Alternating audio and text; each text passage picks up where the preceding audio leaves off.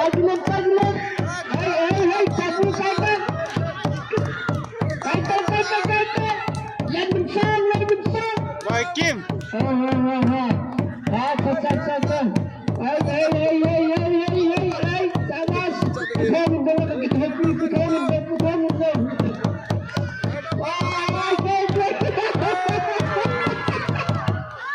Nagis ko loy na. So loy jo. Nung lang aja ka kayo tiang online. Hai hả? Pasal mau hutan dia sih tahu pula.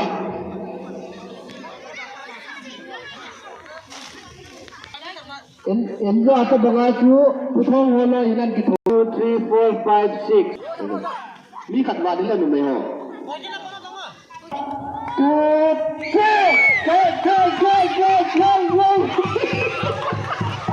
Hey, pasal ini pun.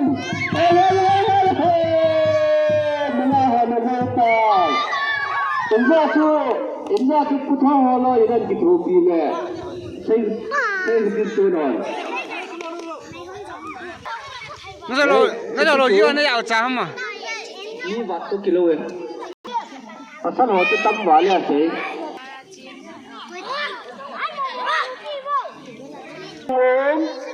Wow. Nhảy.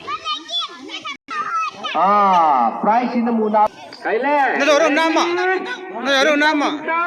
Sai bùa. 1 2 3 Kai. Gua lengo kai tau. Deh itu. Hai, kai tau.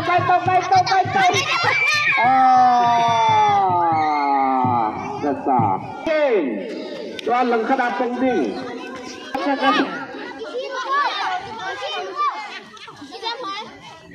Lên mình sang đến khát về lúc bận ta. Quay thì tao cho. Nó hẳn nó vừa lẽ quay này. Quay này. Ready. 1 2 3. Betul. Dua penonton. Hai.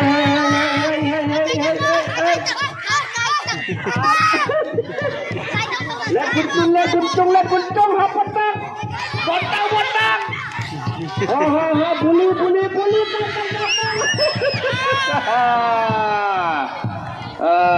Pasal final.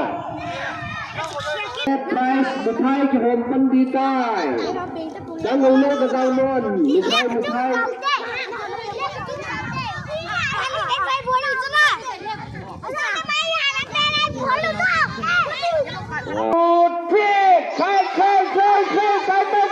Kai bola wa itu.